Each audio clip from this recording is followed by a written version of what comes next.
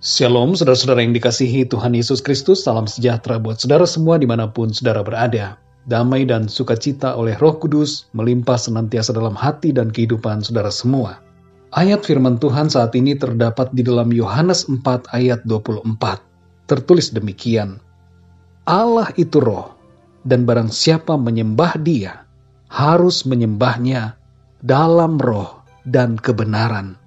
Saudara yang dikasihi Tuhan, apa maksud dari menyembah dalam roh dan kebenaran?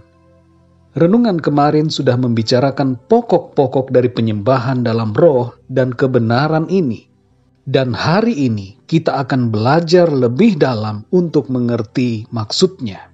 Yang pertama, saudara, kita harus pahami bahwa Allah itu roh.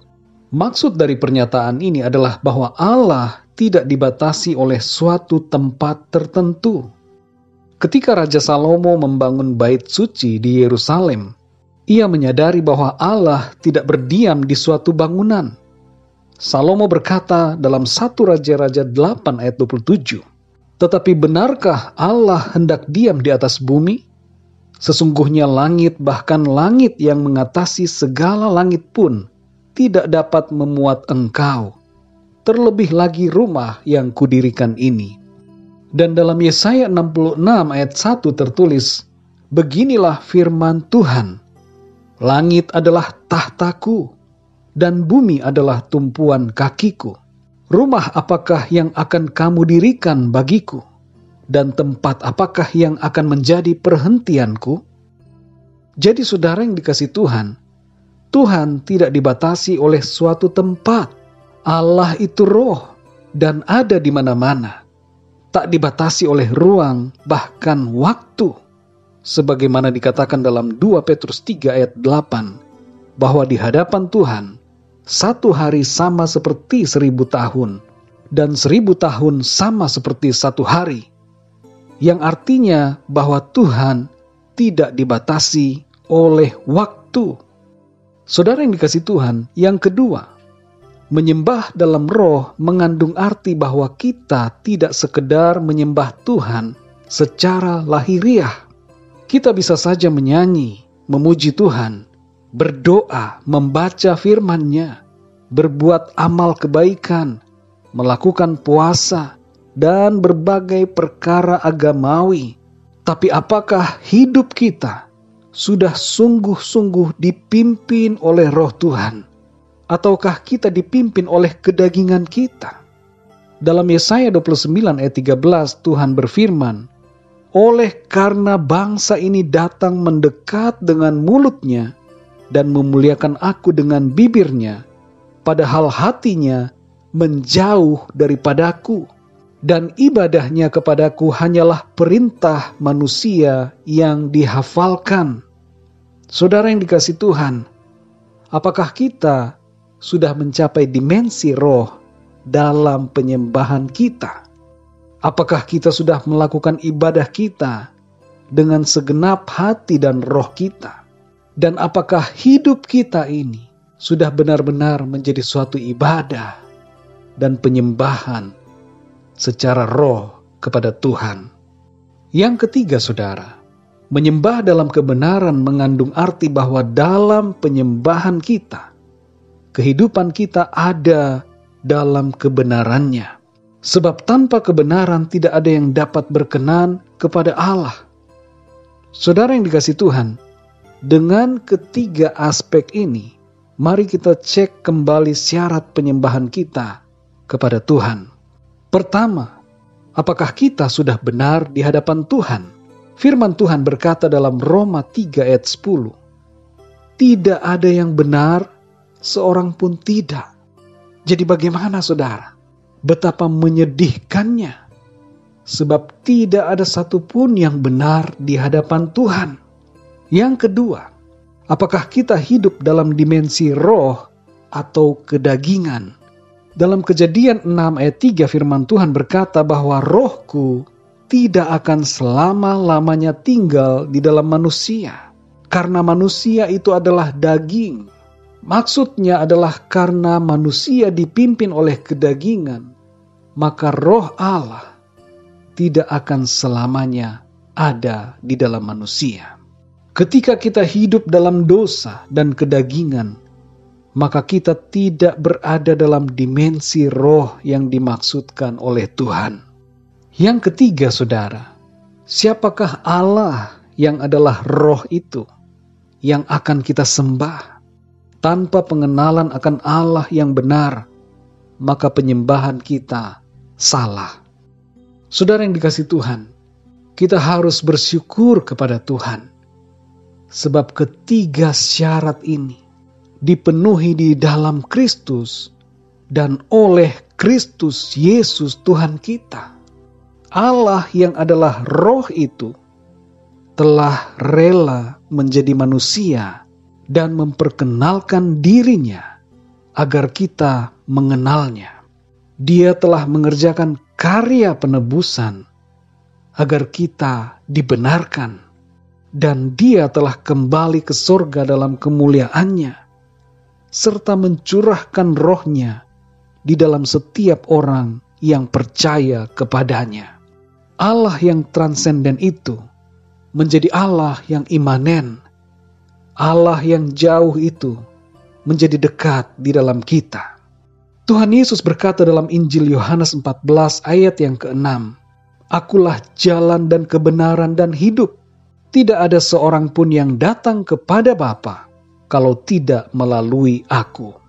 Dan dalam Yohanes 14 ayat yang ke-18, Tuhan Yesus berkata, "Aku tidak akan meninggalkan kamu sebagai yatim piatu.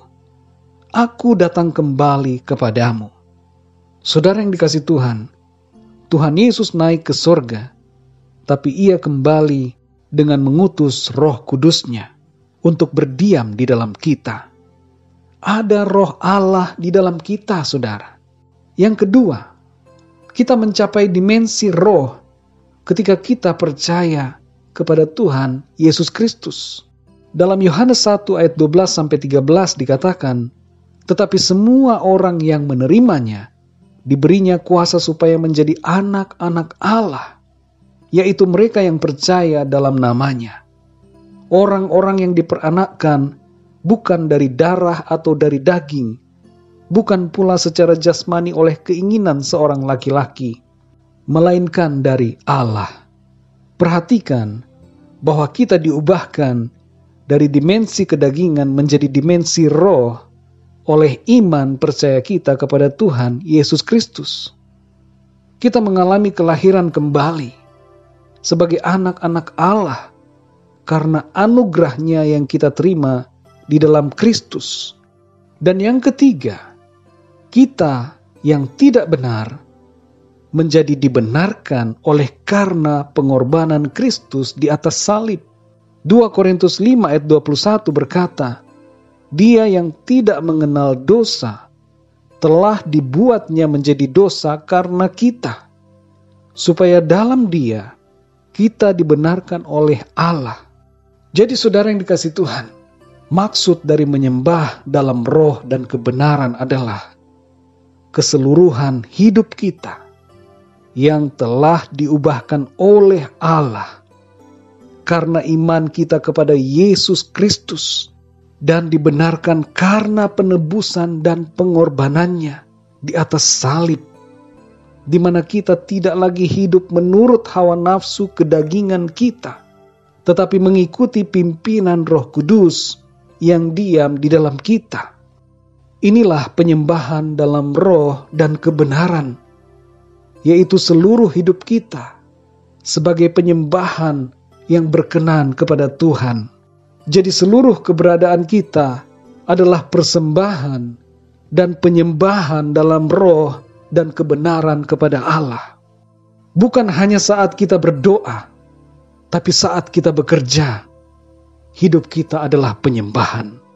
Bukan hanya saat kita di gereja, tapi saat kita ada di sekolah, di kantor atau di rumah, dan di mana saja, hidup kita adalah penyembahan kepada Allah. Dan itu semua disebabkan oleh karena kuasa pengorbanan dan darah Kristus dalam hidup kita. Syarat penyembahan dalam roh dan kebenaran hanya dimungkinkan dan hanya digenapi kalau kita percaya kepada Yesus Kristus, Allah yang telah datang sebagai manusia untuk menebus segala dosa kita dan membenarkan kita, serta mengangkat kita menjadi anak-anak-Nya. Mari kita berdoa, saudara. Bapa di dalam surga, Bapa di dalam nama Tuhan Yesus Kristus, kami sungguh sangat bersyukur kepadamu Tuhan, sebab anugerah-Mu yang besar Tuhan curahkan dan limpahkan dalam hidup kami. Kami yang tidak layak, Engkau layakkan. Kami yang tidak benar, Engkau benarkan. Oleh karena kuasa darah-Mu dan pengorbanan-Mu di atas kayu salib, Engkau mengangkat kami menjadi anak-anak-Mu dan mengubahkan kami menjadi ciptaan yang baru oleh kelahiran kembali melalui iman kepada karya salib-Mu. Kami dibaharui, kami dipimpin oleh Roh-Mu. Engkau mencurahkan kepada kami Roh-Mu sendiri yang kudus, dan Roh-Mu ya Tuhan berdiam di dalam kami. Engkau menjadikan kami sebagai rumah-Mu. Sungguh betapa luar biasa kasih karunia-Mu kepada kami. Engkau melayakkan kami karena kasih-Mu yang begitu besar. Ampuni kami ya Tuhan, kalau selama ini kami masih hidup dalam dosa dan kedagingan. Sekarang ini kami mau bertobat dan sungguh-sungguh hidup di dalam Engkau. Kami mau percaya kepadamu dengan sungguh-sungguh Tuhan Yesus, menerima Engkau sebagai Tuhan dan Juru Selamat kami secara pribadi, dan benar-benar hidup di dalam kuasa firman-Mu. Kami mau meninggalkan segala dosa dan kehidupan kami yang lama, yang tidak berkenan kepada Tuhan, dan kami mau masuk dalam dimensi roh, yaitu kehidupan dalam kelahiran kembali oleh karya pengorbanan-Mu. Terima kasih Tuhan. Pimpinlah hidup kami ya Bapa, dan mampukan kami ya Tuhan, oleh kuasa Roh Kudus-Mu, supaya kami mampu hidup dalam iman dan setia sampai kepada akhir. Terima kasih Bapa. Kami bersyukur karena dimanapun kami berada, hidup kami menjadi suatu penyembahan yang berkenan kepadamu Tuhan. Terima kasih Tuhan. Terima kasih untuk firman-Mu. Meteraikan setiap kebenaran firman-Mu, supaya terus tertanam dalam hati kami, berakar, bertumbuh dan berbuah-buah dalam kehidupan kami. Terima kasih Tuhan. Kami mengucap syukur di dalam nama Tuhan Yesus Kristus, Tuhan dan Allah kami yang hidup, Raja segala raja, Juru Selamat kami. Kami berdoa. Haleluya. Amin. Puji Tuhan, saudara yang dikasihi Tuhan, saya percaya firman Tuhan menjadi berkat dan kekuatan buat saudara semua. Dan Roh Kudus akan menolong saudara untuk lebih lagi memahami kebenaran firman Tuhan dan memampukan saudara untuk hidup dalam kebenarannya. Tuhan Yesus memberkati saudara semua. Sampai jumpa dalam renungan yang berikutnya. Haleluya.